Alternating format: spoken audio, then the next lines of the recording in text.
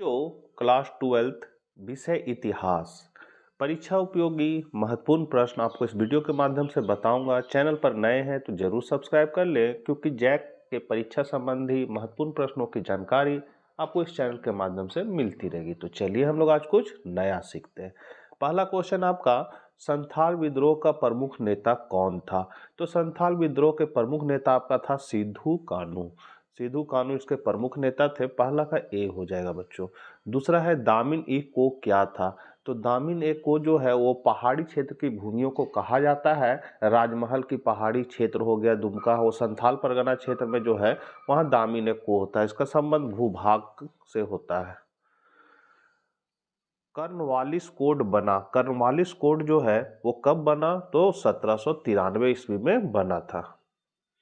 मंगल पांडे को फांसी कब दी गई थी? मंगल पांडे को फांसी जो है वो 8 अप्रैल 1857 को दी गई थी। यहाँ आपका सी हो जाएगा, 8 अप्रैल 1857।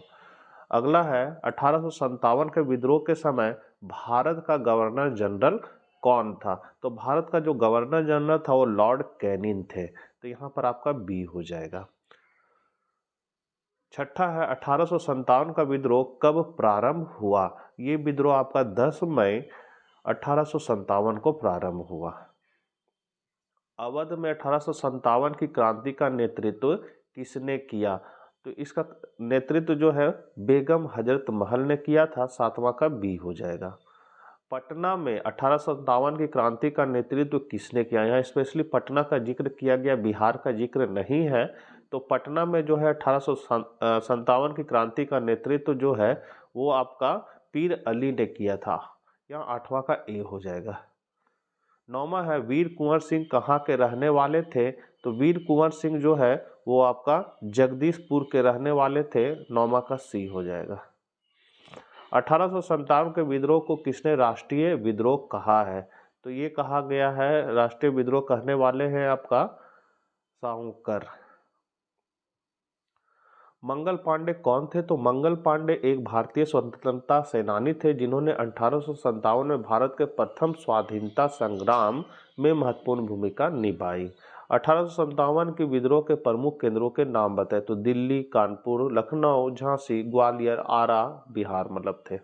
झूम खेती से आप क्या समझते? तो एक आदिम प्रकार की कृषि है जिसमें पेड़ों को काटकर जला दिया जाता है और साफ की गई भूमि पर पुराने उपकरणों से जुताई करके खेती की जाती है। जब तक मिट्टी में उर्वरता रहती है तब तक इस भूमि पर खेती की जाती है। 1857 की क्रांति का तत्कालीन कारण क्या था? तो 1857 के विद्रोह का तत्कालीन कारण था जब एनफील्ड राइफल पेश की गई थी।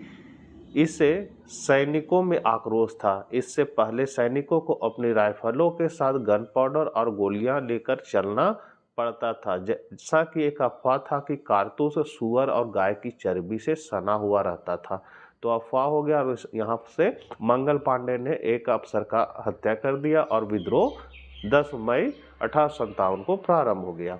संथाल विद्रोह के कारण और परिणाम लिखे। तो संथाल विद्रोह 19वीं सदी के मध्य में भारत में ब्रिटिश शासन के खिलाफ एक महत्वपूर्ण जनजातीय विद्रोह था। यह विद्रोह मुख्य रूप से संथाल जनजाति द्वारा ब्रिटिश शासन के शोषण और उत्पीड़न के खिलाफ किया गया था। इसके कारण है भूमि हरण। तो ब्रिटिश शासकों ने संथालों की भूमि को जबरन हड़प लिया और उन्हें भूमि राजस्व देने के लिए बाध्य किया।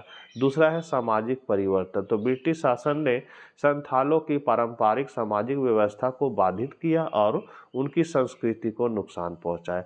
महाजनों का शोषण। महाजनों ने संथालों को कर्ज देकर उन्हें अपनी गिरफ्त में ले लिया और उन्हें अत्यधिक ब्याज दरों पर भुगतान करने के लिए मजबूर किया। फिर है अधिकारियों का अत्याचार। तो ब्रिटिश अधिकारी और पुलिस संथालों पर अत्याचार करते थे और उनके साथ अन्याय करते थे। धार्मिक विश्वासों का अपमान। ब्रिटिश शासकों ने संथालों के धार्मिक विश्वासों का अपमान किया और उनकी पूजा स्थलों को नष्ट कर दिया। इसके परिणाम क्या हुए? तो पहला, विद्रोह का दमन। ब्रिटिश सेना ने क्रूरतापूर्वक विद्रोह को दबा दिया। कई संथालों को मार डाला गया और गांवों को जला दिया गया। संथाल परगना का गठन। तो ब्रिटिश सरकार ने संथालों के लिए एक अलग प्रशासकीय इकाई संथाल परगना का गठन किया। कानूनी सुधार। विद्रोह के बाद ब्रिटिश सरकार ने कुछ कानून सुधार किए, जैसे कि भूमि सुधार और आदिवासियों के अधिकारों के संरक्षण के लिए कानून बनाए गए। आदिवासी एकता। इस विद्रोह ने आदिवासियों में एकता की भावना को जगाया और उन्हें अपने अधिकारों के लिए लड़ने के लिए प्रेरित किया।